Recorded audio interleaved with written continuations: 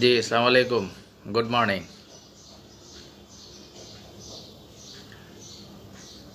সকাল সকাল একটু হাজির হয়ে গেলাম, কারণ ডেস্টিনির তাওয়াটা এখন অনেক গরম। তো সাম্প্রতিক জেনারেটর চুরিজনিত ইস্যু এবং বিভিন্ন ইস্যু নিয়ে বিভিন্ন ইঁদুর বিড়াল খেলার এই পরিক্রমায় ডেস্টিনির মাঠ এখন গরম, একই সাথে ডেস্টিনির তাওয়াও এখন অনেক গরম। তো ভাবলাম এই গরম তাওয়ায় কয়েকটা রুটি ভাইজা নেই, এই আর কি। তো আজকে একটু আলোচনা করব কয়েকটা বিষয় নিয়ে। সম্প্রতি একটা ঘটনা নিয়ে খুব আলাপ আলোচনা চলছে, আপনারা দেখতে পাচ্ছেন। ওই যে আলিস সেন্টারের ইস্যু আর কি, ওই যে জেনারেটর চুরি বা সামগ্রিক কিছু বিষয় নিয়ে আলোচনা চলছে আর কি। তো এই বিষয়গুলো নিয়ে রফিকুল আমিন পন্থী যে গোষ্ঠীটা, তাদের খুব আনন্দ উল্লাস এবং ব্যাপক উৎসাহ উদ্দীপনা আমরা দেখতে পাচ্ছি আর কি। তো এই যে এই যে দালাল গোষ্ঠী, তারা এখন হেভি মোটিভেট, মানে পারে না তো উত্তেজনায় লুঙ্গি খুইলা নাচে, খুবই মোটিভেট। তো এদের এখন স্লোগান কি? এদের এখন স্লোগান হলো, হ্যাঁ থলের বেড়াল এখন বের হয়ে আসবে। জি জি জি, থলের বেড়াল বের হয়ে আসবে এখন। তো আরও অনেক থলের বেড়াল আছে, এগুলা বের হয়ে আসবে। কি কি থলের বেড়াল বের হয়ে আসবে আমি বলি। গত 10 বছরে কনফিগার হাউজিংয়ের যে কেরানীগঞ্জের জায়গা, ওইখান থেকে যারা মাটি চুরি করছে, 25 লাখ টাকার মাটি বিক্রি যারা করছে, সেই থলের বেড়াল বের হয়ে আসবে। জি জি, বের হয়ে আসবে। আরও কী কী থলের বেড়াল বের হয়ে আসবে? গত 12 বছরে ডেস্টিনির যে সকল জায়গার বায়না করা হয়েছিল, সেই বায়নার টাকা ফেরত নিয়ে কে কে খরচ করে ফেলছে, সেই থলের বেড়ালও বের হয়ে আসবে, টেনশন নিয়েন না, বের হয়ে আসবে। তারপর সাহারা সেন্টারে আমাদের যেই পুরনো চেয়ার টেবিলগুলো ছিল, এগুলো বিগত 10 বছরে কে কে বিক্রি করছে, কি কি পারপাসে বিক্রি করছে, সেই থলের বিড়ালও বের হয়ে আসবে, হ্যাঁ টেনশন নিয়েন না। তারপর 12 সালে কোম্পানি যখন কলাপস করে, তখন কি পরিমাণ ফুড মেসেঞ্জার এবং কি পরিমাণ প্রোডাক্ট ওই টঙ্গীর গোডাউনে ছিল, সেই প্রোডাক্টগুলো কিভাবে কে কে বিক্রি করে খরচ করে ফেলছে, সেই থলের বেড়ালগুলোও বের হয়ে আসবে। জি জি, থলের বেড়াল আসলেই বের হয়ে আসবে। আপনারা যেটা বলতেছেন না, যে আলিস সেন্টার ইস্যুতে যেটা বলতেছেন যে থলের বেড়াল বের হয়ে আসবে, জি জি বের হয়ে আসবে। আরও কি বের হয়ে আসবে? মাল্টিপারপাস এবং ট্রি প্ল্যান্টেশনের অর্থ কিভাবে এদিক সেদিক বিভিন্নভাবে তসরুফ করা হয়েছে, সেগুলো বের হয়ে আসবে। জি, টেনশন নিয়েন না, বের হয়ে আসবে। বুঝতে পারছেন? তো যারা আপনারা বলতেছেন থলের বেড়াল বের হয়ে আসবে, আমরাও তো সেটাই চাই। আমরাও তো চাই যে থলের বেড়াল কি হোক, বের হয়ে আসুক। তো কি কি থলের বেড়াল বের হয়ে আসবে বুঝতে পারছেন তো?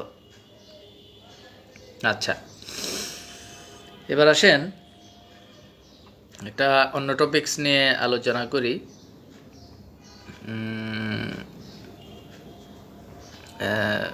তারেক আজিজ লিখেছেন, ব্রিং দ্যাম অন ক্যামেরা। আপনার কথাটা ঠিক বুঝতে পারলাম না, আপনি আর একটু ডিটেল বললে আমাদের বুঝতে সুবিধা হবে। এনিওয়ে, এবার আসি সর্বশেষ আমরা একটা লাইভ দেখলাম, শহীদ সাহেব একটা লাইভ করলেন, এবং সেই লাইভে উনি ওই 6 ফোরাম নামক একটা বিষয় নিয়ে আলোচনা করলেন। তো এই 6 ফোরামের বিভিন্ন বিষয় নিয়ে তারা সমালোচনা উনি করছে। তো 6 ফোরামের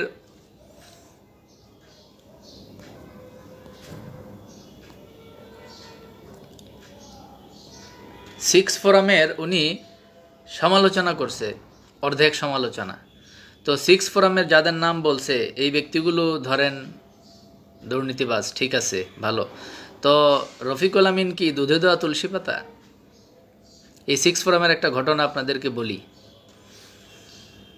এই সিক্স ফোরামের যে 6 জন, তাদেরকে ট্রি প্ল্যান্টেশনের পারপাসে প্রতিজনকে 10 কোটি করে, এরকম 6 জনকে 60 কোটি টাকা অগ্রিম লভ্যাংশ ট্রি প্ল্যান্টেশন পারপাসে দেয়া হয়েছে, এবং এটা দিয়েছে রফিকুল আমিন।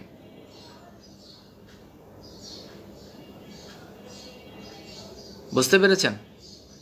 তো দেখেন, একটা প্রজেক্ট বা একটা প্রকল্প পুরোপুরি কমপ্লিট না হলে, এটা বিক্রি করে, গাছ বিক্রি না করলে তো লভ্যাংশই আসে না। তাইলে একটা প্রজেক্ট ম্যাচিউর্ডও হলো না এবং ওই গাছগুলো বিক্রি হলো না। তাইলে গাছ 12 সালের আগে কোনো গাছ, কোনো প্রজেক্ট, কোনো কিছুই বিক্রি হয় নাই। তো একটা প্রজেক্ট কমপ্লিটলি বিক্রি হওয়ার আগে লভ্যাংশ বন্টন হয় কিভাবে? যে সিক্স ফোরামের যে 6 জনকে 10 কোটি করে 60 কোটি টাকা দিয়েছে রফিকুল আমিন,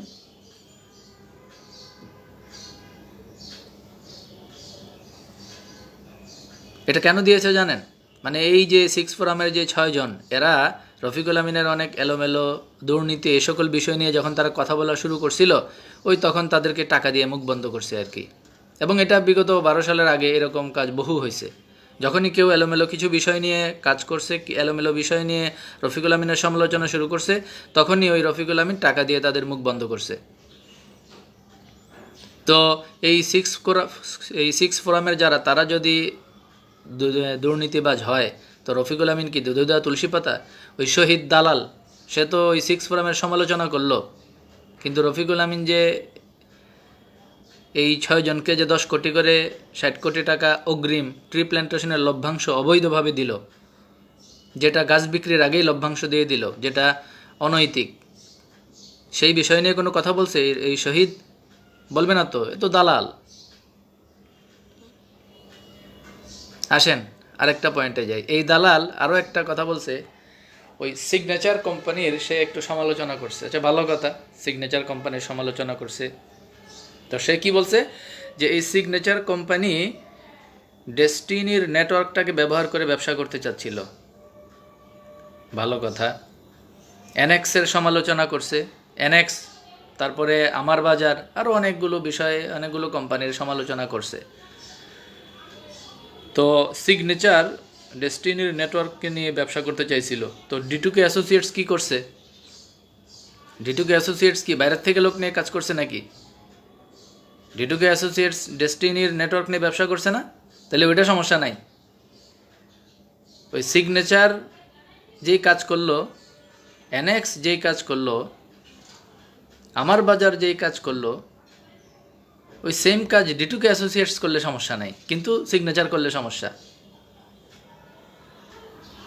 হ্যাঁ, তারপরে ইয়া করলে সমস্যা, আমার বাজার করলে সমস্যা।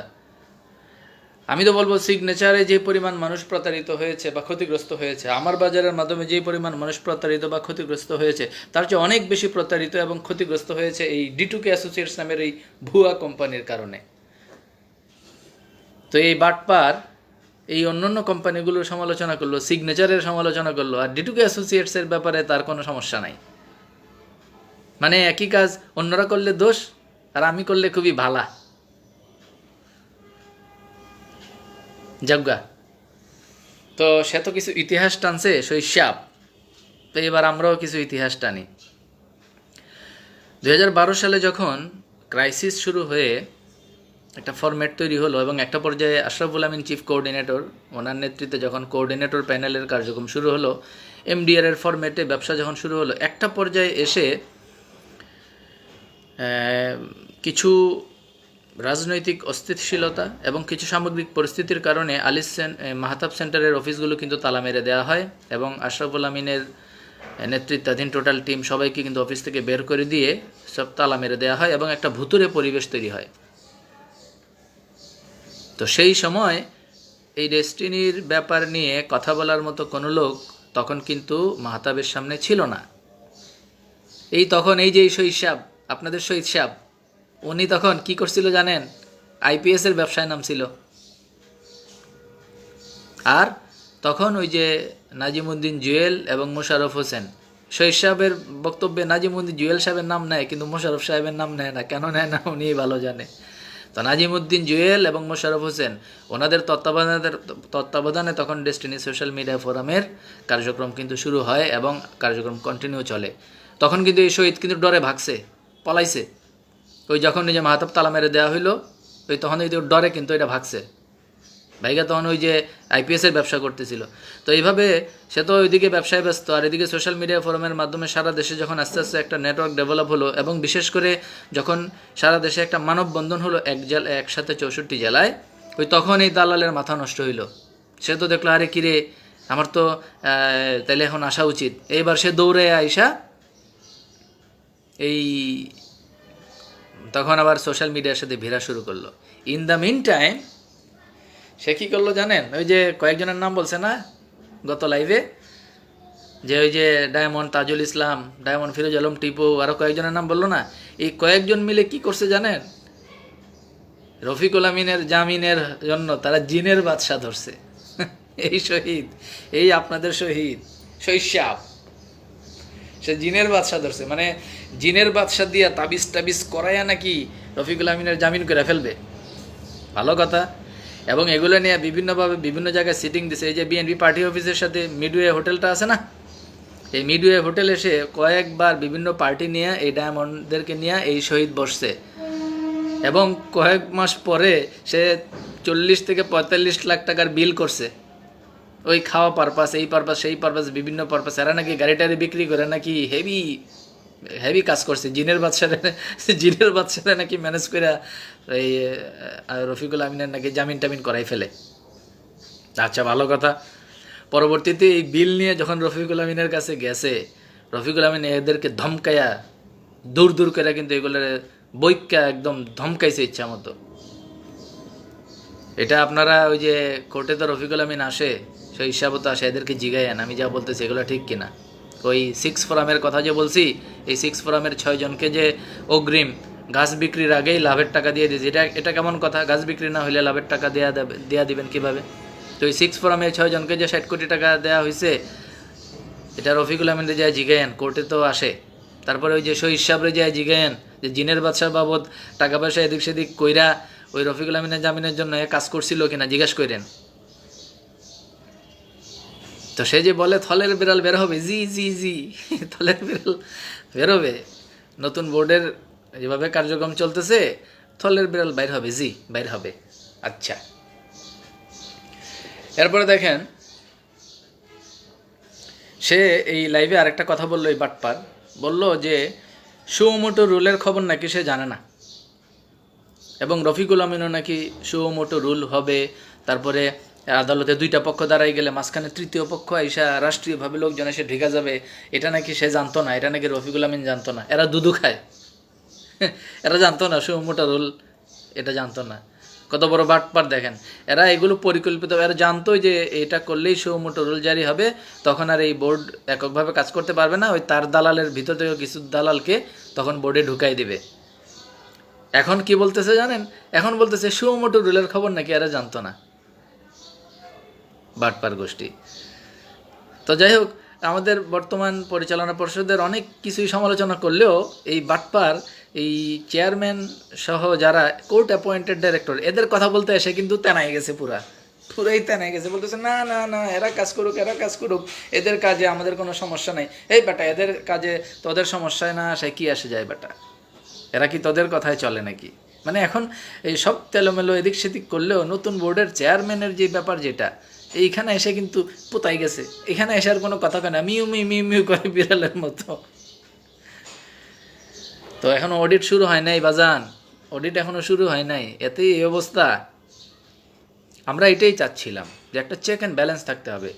রফিকুল আমিন বলেন, আলিস সেন্টার বলেন, কেউই যেন লাগামহীন কিছু করতে না পারে, যেটা অতীতে করা হয়েছে।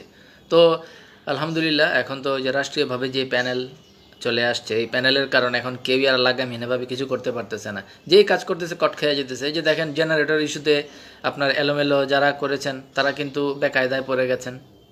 তো এর আগে বাটপারের ইস্যুতে বেশ কিছু কাজ অনেকে করেছেন, সেটাতেও অনেকে কট খেয়ে গেছেন। এখন এই যে সামনে আরও কিন্তু আসতেছে, অডিট এখনও শুরু হয় নাই, এতে এই অবস্থা, সামনে আসতেছে আরও অনেক কিছুই আসতেছে।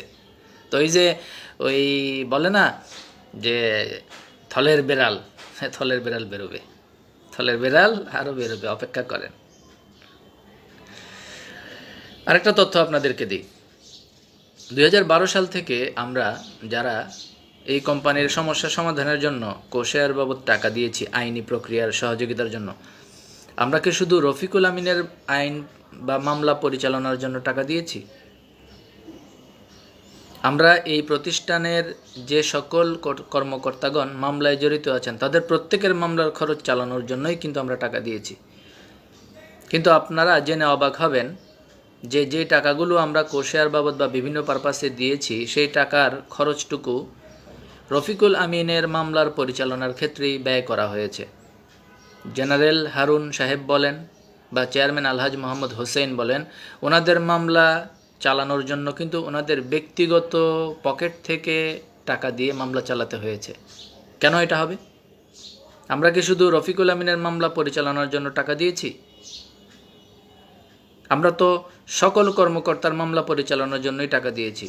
তাহলে জেনারেল হারুন এবং আলহাজ মোহাম্মদ হোসেন ওনাদের মামলার খরচের জন্য ওনাদের ব্যক্তিগত টাকা খরচ করতে হবে কেন? এই কথাটাও মামলার এই ব্যাপারটা নিয়েও ওই কোর্টে রফিকুল আমিনকে যা জিজ্ঞেস করেন যে এটা সত্য কিনা। এইভাবেই, ঠিক এইভাবেই, এরকমভাবেই অনেকের সাথেই এরকম জুলুম গত 10 বছর 12 বছর ধরে এই রফিকুল আমিন এবং তার গোষ্ঠী করে আসছে। কিন্তু এখন সব আসলে ওই যে লাহা মা কাসাবাত ওয়া আলাইহা মাকতাসাবাত, নাথিং গোজ আনপেইড, নাথিং গোজ আনপেইড। সব কিছু উন্মোচিত হবে, সব কিছু উন্মোচিত হবে, সবগুলোকে ধরা হবে। এই ক্রাইসিসের সময় যে জায়গাগুলো আমরা বায়না করেছিলাম, এই বায়নার টাকা যদি উঠে খায়া ফেলে কেউ, তাকে কি ছাড়া হবে নাকি? যেমন ধরেন আপনি একটা জায়গা কিনেছিলেন, সে ফর এক্সাম্পল আজ থেকে 10 বছর আগে 10 কোটি টাকা দিয়ে, সেই জায়গার দাম তো এখন 10 কোটি নাই। তাহলে আপনি ওই জায়গার বায়নার টাকা যদি ফেরত নিয়ে নেন, তাহলে তো আপনি, আমরা যারা বিনিয়োগকারী যাদের টাকা দিয়ে জায়গাটা বায়না করা হয়েছিল তাদের হক মেরে খেলেন না। তো এরকম খবর আমরা পাচ্ছি, এগুলো সব চলে আসবে। ওই যে থলের বেড়াল বের হয়ে আসবে বলতেছে না বাটপাড়ের দালালগুলা, থলের বেড়াল বের হয়ে আসবে, এই সব বের হয়ে আসবে ধীরে ধীরে ধীরে ধীরে, এই সব বের হয়ে আসবে। কনফিগার হাউজিংয়ের কেরানীগঞ্জের জায়গার মাটি বিক্রি হয় নাই? হয়েছে। ট্রি প্ল্যান্টেশনের গাছ কিভাবে বিক্রি হয়েছে? হয় নাই? থলের বেড়াল বের হবে রে, বের হবে, বের হবে। ওয়েল, বাটপার কিন্তু এই যে শহীদ দালাল কিন্তু এতদিন ওই আইও এবং মামলার রায়জনিত কিছু বিষয় নিয়ে কিন্তু না বলে খালি বলতেছিল আর মাত্র 15 জন, আর মাত্র 12 জন, আর মাত্র 3 জন ভক্কর চক্কর। কিন্তু গত লেভে কিন্তু সে আবার ওই আইওর কথাটা কিন্তু তুলছে। ওই আমরা এইসব বলার কারণে এখন কিন্তু এগুলো বলতে বাধ্য হচ্ছে। এতদিন কিন্তু এটা বলতেছিল এই যে আর মাত্র 2 জন 3 জন হলে হয়ে যাচ্ছে। তো আমরা যখন বললাম যে এই বেটা, এরপরে আইওর সাক্ষী আছে না, তারপরে মামলার লেখালেখির একটা বিষয় আছে, তারপর রায়ের বিষয় আছে, তখন কি এবার কি বলতেছে যে এই তো মাস তিনেকের মধ্যে আশা করা যায় সব ঠিক হয়ে যাবে। আবার এর ভিতরে কাকতালীয় কিছু ঘটলেও ঘটে যেতে পারে। মানে এখন কিন্তু দেখেন বক্তব্য কি পরিবর্তন, সুর কিন্তু কি পরিবর্তন। তো এগুলো তো সব মানে এরা তো সব আসলে চিহ্নিত, এগুলো চিহ্নিত, এদেরকে নিয়ে নতুন করে তো বলার কিছু নাই। ওয়েল, আমরা আমাদের সম্পদগুলো সম্পর্কে একটু ধারণা নেই। আমি মনে করি আমরা যারা বিনিয়োগকারী আমাদের প্রত্যেকের ডেস্টিনির সকল সম্পদ সম্পর্কে একটা বেসিক ধারণা রাখা উচিত আমি মনে করি। এবং আমি বলবো যে প্রয়োজনে আপনাদের এভাবে নোট ডাউন করে লিখে নেওয়া উচিত যে কোথায় কোথায় কী পরিমাণ সম্পদ আছে, কারণ এই সম্পদগুলো রক্ষণাবেক্ষণ এবং এগুলোর হেফাজত করার উপরেই কিন্তু ডিপেন্ড করছে আমাদের বিনিয়োগের ফেরতের নিশ্চয়তা। তো আমি বেশ কয়েকবার বিভিন্ন প্রোগ্রামে বলেছি, আমি আজকেও আবার একটু বলছি।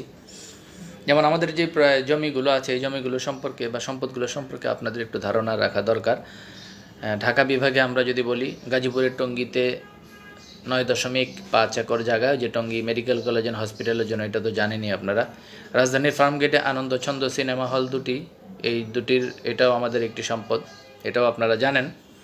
তারপর ঢাকার অন্যতম ব্যস্ত এলাকা মিরপুরে ডেস্টিনি মেডিকেল কলেজের জন্য 105 শতক জমি, মহাখালীতে বৈশাখী টেলিভিশন যেটা এটা, তারপর কেরানীগঞ্জে সিলভার টাউনের নির্মাণের জন্য 4183 শতক জায়গা, তারপরে রাজধানীর ঢাকার প্রাণকেন্দ্র কাকরাইলে, এখানে ওই যে ডায়মন্ড বিল্ডার্সের যে জায়গাটা 175 শতক জায়গা, ওই যে হোটেল নাইটিঙ্গেলের পেছনে।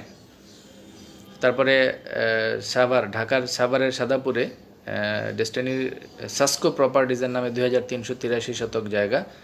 রাজবাড়ী জেলার নিশ্চিন্তপুরে এখানে আছে নিহাজ জুট মিল 1635 শতক জায়গা। গাজীপুরে মশলা ফ্যাক্টরির জন্য 202 শতক জায়গা। তারপরে ঢাকার বাড়িধারায় 6তলা ভবনসহ 7.14 শতাংশ জায়গা, ওইটা বেস্টায়ারের জন্য অফিসের জায়গা ছিল।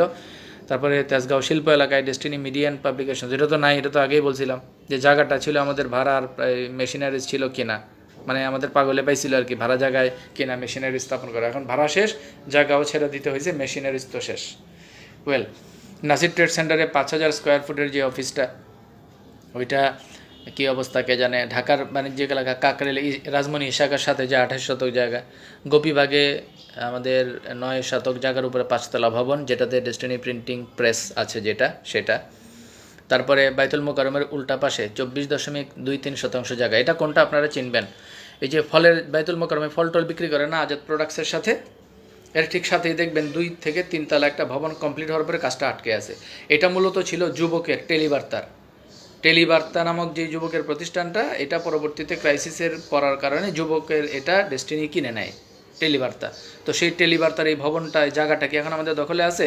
তো ওই জায়গাটা যে কেনা হয়েছিল, এই বিনিয়োগটা কি এখন নিরাপদ? এই বিনিয়োগটা কি ঝুঁকির মুখে না? ওয়েল, তারপরে দেখেন ঢাকার কেরানীগঞ্জে গোল্ড ক্রেতা পরিবেশকদের জন্য 1690 শতক জায়গা।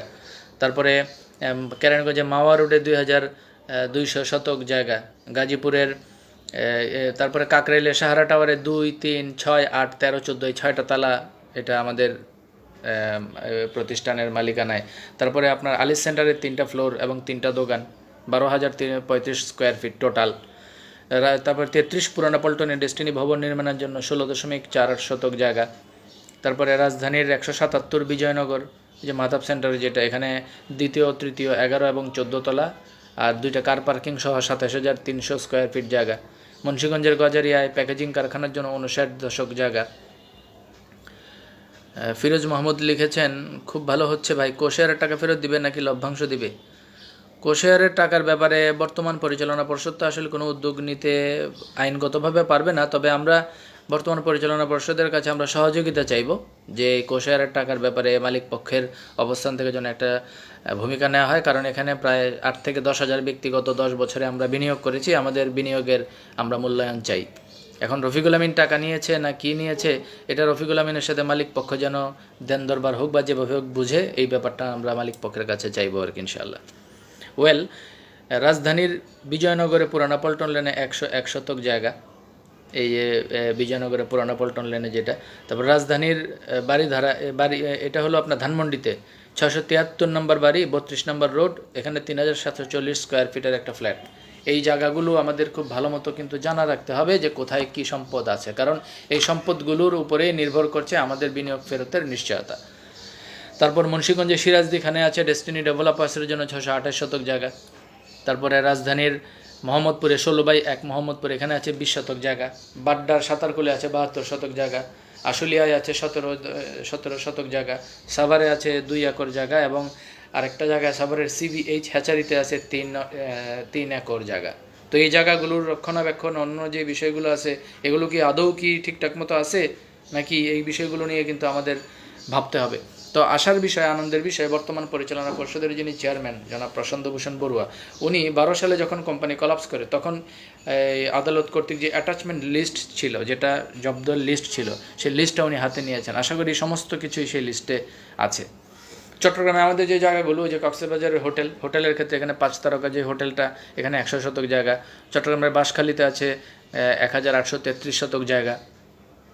তারপর আপনার চট্টগ্রামে ডিআইবিসি টাওয়ার করার জন্য যে হালিশহরে 104 শতক জায়গা, তারপর চট্টগ্রামের প্রাণকেন্দ্রে ইস্টার্ন প্লাজা নূর যে ভবনটা, সেখানে 962 স্কোয়ার ফিট অফিসের স্পেস। তারপরে চট্টগ্রামে সিঙ্গাপুর মার্কেটে 5607 স্কোয়ার ফিট অফিস। জালালাবাদে, চট্টগ্রামের জালালাবাদে 2800 স্কোয়ার ফিট অফিস। এই বিষয়গুলো সম্পর্কেও কিন্তু আমাদের স্বচ্ছ ধারণা কিন্তু আমাদের রাখা জরুরি। বিনিয়োগকারী হিসেবে আমাদের অর্থের ফেরতের নিশ্চয়তা যদি আমরা চাই, সেই ক্ষেত্রে এই সম্পদগুলোর ব্যাপারে আমাদের সচেতন হতে হবে। তারপর দেখেন খুলনা বিভাগের খুলনা টাউন হলের পাশে ডিআইবিসি টাওয়ারের জন্য যে 54 শতক জায়গা, তারপর খুলনার সদরেই মেডিকেল কলেজের জন্য 709 শতক জায়গা, মেহেরপুরে এই হাইটেক ফুড যেটা গাংনীতে 436 শতক জায়গা, তারপর খুলনার বাগেরহাটে সিডর সেন্টার স্থাপনের জন্য 54 শতক জায়গা, মেহেরপুরের গাংনীতে 43 শতক জায়গা। এই যে দেখেন এই জায়গাগুলো বা অন্যান্য যে বিষয়গুলো, এই বিষয়গুলো কিন্তু আপনার আমাদেরকে কিন্তু সচেতনতার সাথে এগুলো আমাদেরকে খেয়াল রাখতে হবে যে সম্পদগুলোর কী অবস্থা। কারণ এই সম্পদগুলো রক্ষণাবেক্ষণের ব্যাপারে আমাদের মালিক পক্ষকে, বর্তমান পরিচালনা পর্ষদকে আমাদের সহযোগিতা করতে হবে। বরিশালে আমাদের ডিআইবিসি টাওয়ারের জন্য যে চানমারিতে যেটা 150 শতক জায়গা, এবং এটা নিয়ে আমরা কাজ করছি, আমরা এটার তথ্য জোগাড় করার চেষ্টা করছি, আমাদের কিছু বিনিয়োগকারী এখানে আছেন। তারপর বরিশালে সিডর সেন্টার স্থাপনের জন্য 132 শতক জায়গা। এই যে এই জায়গাগুলো সর্বশেষ কী অবস্থা, এই বিষয়গুলো সম্পর্কে কিন্তু আমাদের বিনিয়োগকারী হিসেবে হালনাগাদ তথ্য আমাদের জানা চাই। আমরা মালিক পক্ষের কাছে এই ব্যাপারে আমরা সহযোগিতা আশা করব। তারপর সিলেটের যেটা আমাদের জায়গা 81 শতক জায়গা নবাব রোডে, সিলেটের সদরে নবাব রোডে 81 শতক জায়গা, এটার কী অবস্থা? এটা আমি তথ্য পেলাম যেটা, যে এখানে আগে একজন কেয়ারটেকার ছিল, কিন্তু এখন এখানে কোনো কেয়ারটেকার নাই, বেওয়ারিশ অবস্থায় আছে। তো এই জায়গাগুলো অ্যাজ আর্লি অ্যাজ পসিবল বর্তমান পরিচালনা পর্ষদের পক্ষ থেকে কিন্তু টেক অফ করতে হবে। আদারওয়াইজ এইগুলো ব্যাহত হয়ে গেলে আমাদের বিনিয়োগের ফেরতের নিশ্চয়তা কিন্তু আমরা পাবো না।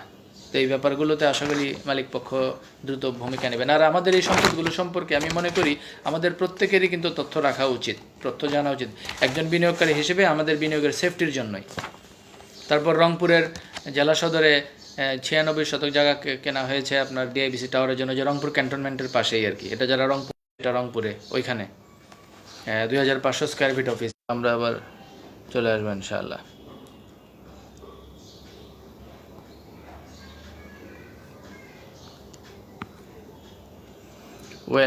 নেটওয়ার্কে একটু প্রবলেম ছিল, আমরা আবার একটু টেকনিক্যাল জটিলতার কারণে নেটওয়ার্কে প্রবলেম ছিল, আমরা আবার শুরু করছি। তো এই যে দেখেন এত জায়গা, এই জায়গাগুলো সম্পর্কে যদি আমাদের যথেষ্ট ধারণা না থাকে, রাজশাহীর বোয়ালিয়ায় যে ডিআইবিসি টাওয়ারের জন্য যে বর্ণালী হলটা যে কেনা হয়েছিল, সেটা তো এখন রাজশাহী সিটি কর্পোরেশন ব্যবহার করছে। তো এটার ব্যাপারে কী অবস্থা? কুমিল্লাতে আছে আমাদের জায়গা, বুড়িচংয়ে আছে 150 শতক জায়গা বন্দিশাহী কোল্ড স্টোরেজ। এটা কিছুদিন আগে আমাদের বোর্ডের যিনি চেয়ারম্যান, ওনার চিঠি দিয়ে এটাকে নিজেদের নিয়ন্ত্রণে আনার জন্য কাজ করছেন। আমি তো বলেছিলাম এর আগে একবার, ফেনীর দেবপুরে আছে হলো 54 শতক জায়গা। তাহলে এই যে এত জায়গা, এই জায়গাগুলো সম্পর্কে আমাদের দ্রুততম সময়ে কিন্তু উদ্যোগ নেওয়া উচিত। আর এই দ্রুততম সময়ে আমাদের যদি উদ্যোগটা নেওয়া হয়, তাহলেই আমি মনে করি আমাদের বিনিয়োগের ব্যাপারে আমরা একটা নিশ্চয়তা পাবো। তো সেই ক্ষেত্রে আমি বর্তমান পরিচালনা পর্ষদের কাছে বিনীতভাবে আহ্বান জানাবো যে আপনারা অ্যাজ আর্লি অ্যাজ পসিবল এই সম্পদগুলো রক্ষার জন্য দ্রুত উদ্যোগ নেন। যেমনভাবে আপনারা উদ্যোগ নিচ্ছেন আলিস সেন্টারের সম্পদগুলো রক্ষণাবেক্ষণের ক্ষেত্রে, ঠিক বাকি বিষয়গুলো সম্পর্কে আপনারা উদ্যোগ নেন। আর অডিটের ব্যাপার যেটা, এটা খুব অচিরেই শুরু হয়ে যাবে আশা করি। বোর্ড মিটিংয়ের একটা প্রস্তুতি চলছে, আপনারা জানেন। তারপরে অডিটের পরপরই হয়তো আরও অনেকগুলো বিষয় আমাদের সামনে চলে আসবে। তো ওই যে এই থলের বেড়াল বের হয়ে আসার কথা আসতেছে, তো থলের বেড়াল আসলেই কিন্তু বের হয়ে আসবে। থলের বেড়াল বের হয়ে আসবে, সবাই অপেক্ষা করেন। তো এই মুহূর্তে মানে আমাদের যেটা করণীয় সেটা হলো, আমরা আসলে সবার কথাই শুনবো। ওই রফিকুল আমিনের গোষ্ঠী কী বলে, আলিস সেন্টারের লোকেরা কী বলে, বোর্ডের লোকেরা কী বলে, সবাই কী বলে, আমরা বিনিয়োগকারী হিসেবে সবার কথাই শুনে আমাদের বিচার বিবেচনা দিয়ে আমরা সিদ্ধান্ত নিয়ে যাচাই করব যে আসলে কোনটা সঠিক। আর আরেকটা বিষয়, আমি এর আগে একটা প্রোগ্রামে, আমি একটা লাইভে বলেছিলাম যে আমাদের সকল সমস্যা ধরেন সমাধান হয়ে গেল, ব্যবসা শুরু হয়ে গেল, তারপরেও রাষ্ট্রীয় একটা প্যানেল অলওয়েজ থাকা চাই। কারণ একটা চেক অ্যান্ড ব্যালেন্স দরকার।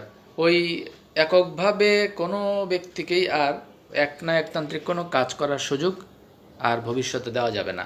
রাষ্ট্রীয় একটা প্যানেল অলওয়েজ থাকতে হবে, চেক অ্যান্ড ব্যালেন্স অলওয়েজ থাকতে হবে, এটা আমাদের জন্য প্লাস পয়েন্ট। যেমন দেখেন যে রাষ্ট্রীয় একটা প্যানেল, ধরেন কোর্ট অ্যাপয়েন্টেড ডিরেক্টর না হয়ে আমাদের মধ্য থেকে যদি বোর্ডটা গঠিত হতো, তাহলে আজকে এত দূর পর্যন্ত কিন্তু এই বোর্ড আসতো না, এর আগেই কবে ক্লোজ হয়ে যায়।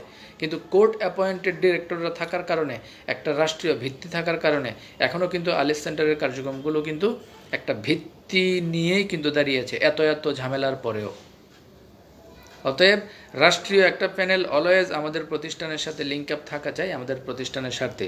সেটা আমাদের কোম্পানির সকল সমস্যার সমাধান হয়ে সব কিছু কন্টিনিউ হয়ে একটা ভালো ফরম্যাটে আসার পরেও রাষ্ট্রীয় লোকজন থাকাটা আমি মনে করি আমাদের বিনিয়োগকারী এবং ডিস্ট্রিবিউটর লেভেলে আমরা যারা আছি আমাদের জন্য এটা নিরাপদ।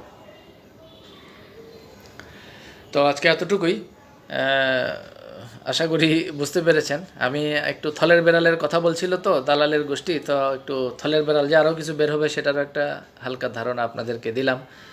6 ফোরাম নিয়ে কিছু কথা বলেছিল দালাল গোষ্ঠী, সেটাও বললাম। সিগনেচার কোম্পানি নিয়ে কথা বলেছিল। তারপরে এই যে আপনাদের শৈশব জিনের বাদশা দিয়ে যে রফিকুল আহমেদের বাইর করে ফেলা, এই গল্প জানতেন না? এটা তো আজকে জানলেন। তো তারে বলবেন, তারে জিজ্ঞেস করবেন যে এটা সত্য কিনা। এরপরে আইপিএসের ব্যবসাও তো সে করতো। তারপরে আপনার আমাদের এই পর্যন্ত মামলা পরিচালনার ক্ষেত্রে জেনারেল হারুন এবং চেয়ারম্যান আলহাজি মোহাম্মদ হোসেন, সাবেক চেয়ারম্যান যদিও, মানে আলহাজি মোহাম্মদ হোসেন এবং জেনারেল হারুন, ওনাদের মামলার খরচ যে আসলে ওনাদের ব্যক্তিগত পকেট থেকে খরচ করতে হচ্ছে, এটা সত্য কি না এটা ওনাদের জিজ্ঞেস করবেন। আমরা যেটা বলেছি এটা জিজ্ঞেস করবেন সত্য কি না। যদি সত্যি হয়ে থাকে তাহলে এককভাবে শুধু রফিকুল আমিনের মামলার খরচ আমাদের টাকা দিয়ে পরিচালিত হবে কেন? আমরা কি টাকা শুধু তার খরচের জন্য দিছিলাম? সবার মামলার পরিচালনার খরচই তো আমরা দিছিলাম। তাহলে সবারটা কেন মেনটেন করা হয় নাই? জেনারেল হারুন এবং আলহাজ মোহাম্মদ হোসেনের মামলার খরচ কেন ওনাদের ব্যক্তিগত পকেট থেকে খরচ করতে হবে? টাকা তো আমরা সবার জন্যই দিছিলাম। এগুলো জিজ্ঞেস করবেন তাদেরকে।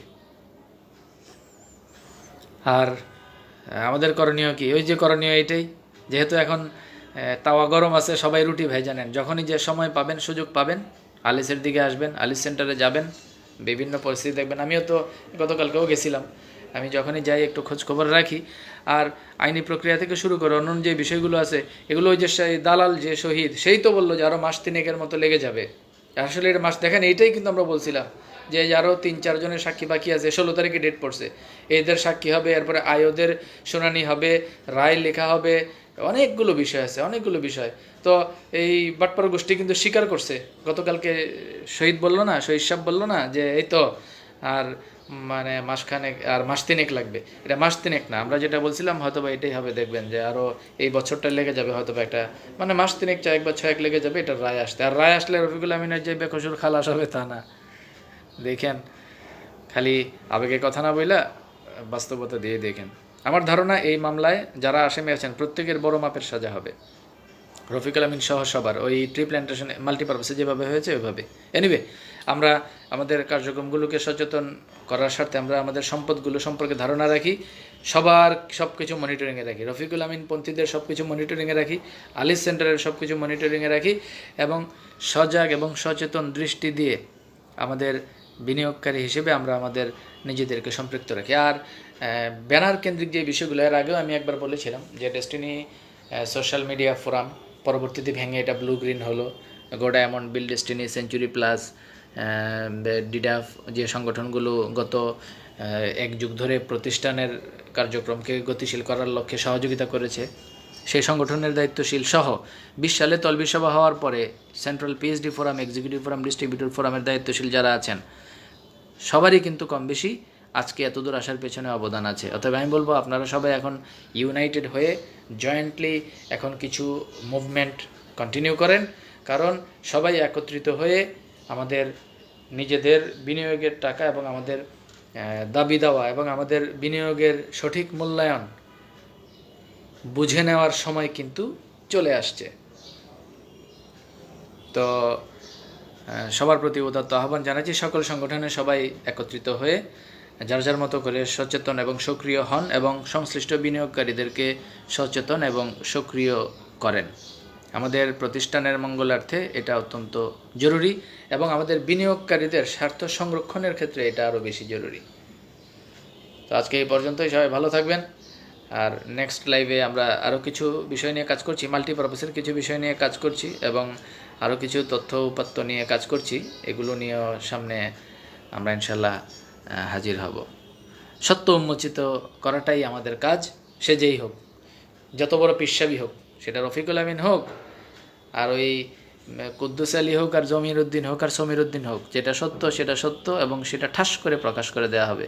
এখন এত করে কার লুঙ্গি থাকলো আর কার লুঙ্গি থাকলো না, এটা আমাদের দেখার বিষয় না। আমাদের কাজ সত্য উন্মোচিত করা, সত্য প্রকাশিত করা। সবাই ভালো থাকবেন। আসসালামু আলাইকুম।